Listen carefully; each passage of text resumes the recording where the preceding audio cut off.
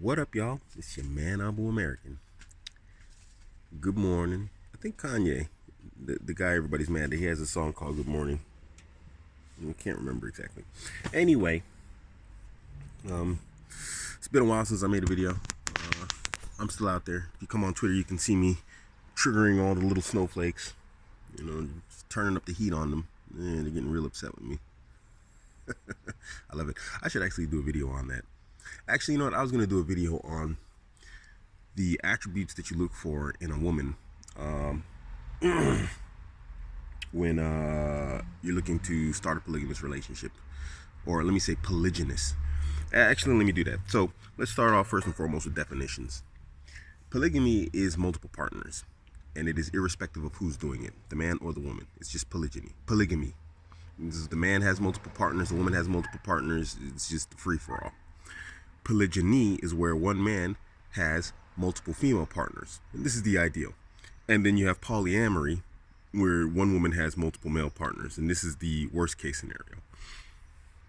So now that we got definitions out of the way, I'd say the first step would be self. And when I talk about self is they say fake it till you make it. I don't know if that works. I don't know. I really don't. But let's just address some certain, some immutable facts. Is that the proper word? Maybe. If polygyny doesn't feel natural to you, you probably shouldn't try it.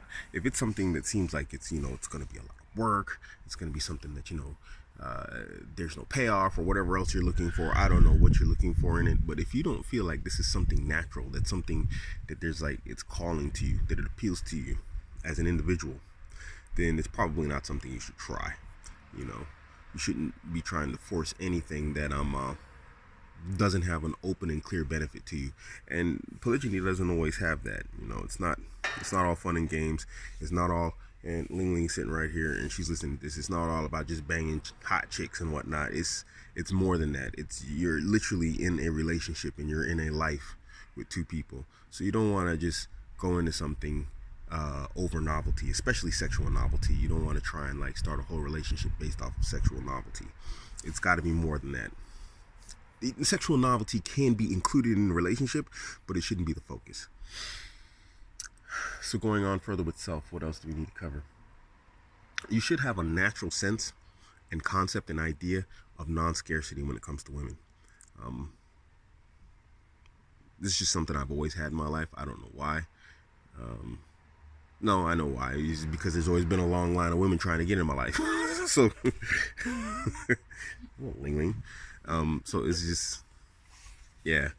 If you don't have it, learn game and develop it. You need game anyway. And this is another thing. A lot of guys said game is not beneficial in a relationship. I disagree. The reasoning was that game was designed to get a quick lay. And that is correct. But unfortunately, the women of our time are the women who game is designed for, if that makes sense. I think you know what I mean. You don't live in a world of nuns or chaste women. This is just not the environment you live in the Western world. I dare say almost the entire world. Even parts of Saudi Arabia are known to have chicks that are out banging everything that they can get their fingers on, so, which is quite a bit when it's a woman. So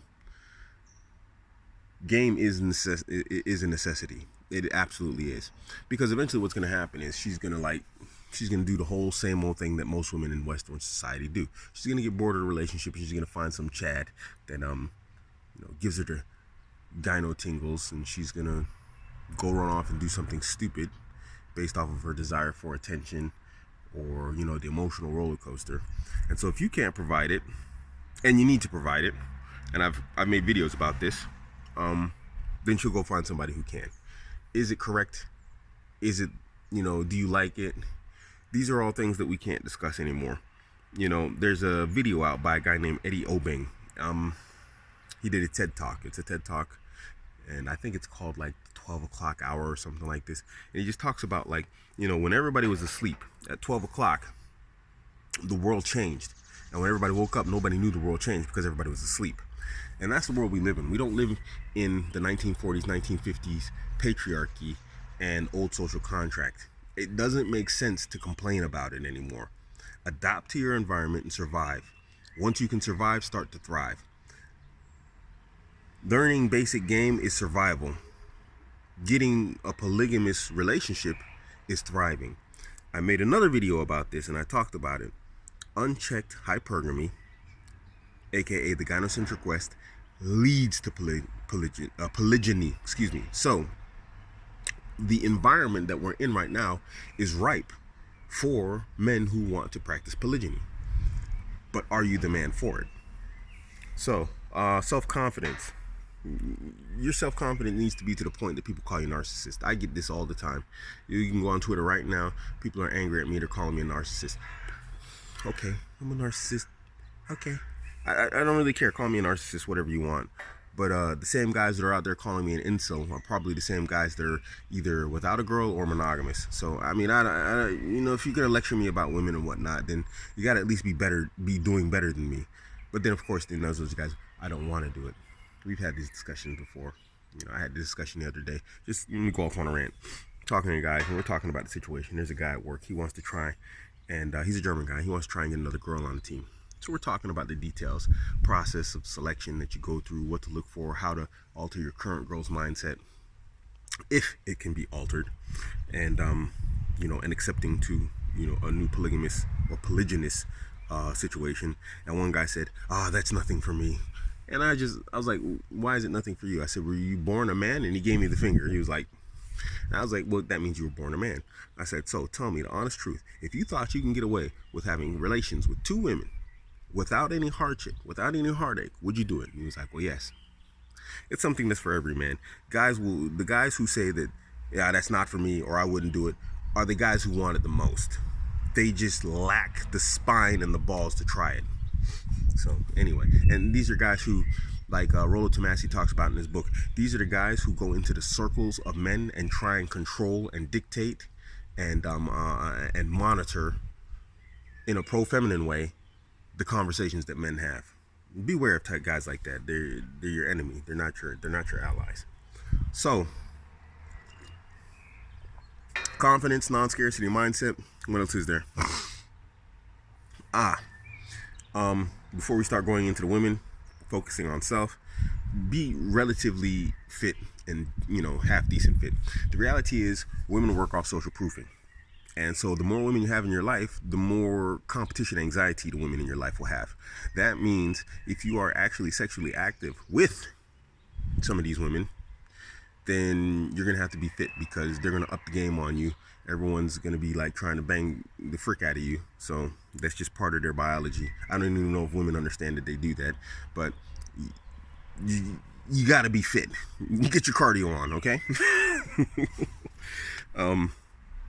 Yeah, and then if you're gonna go a traditionalist route, more of a traditionalist route, try and get your money right. Try and be as financially solvent and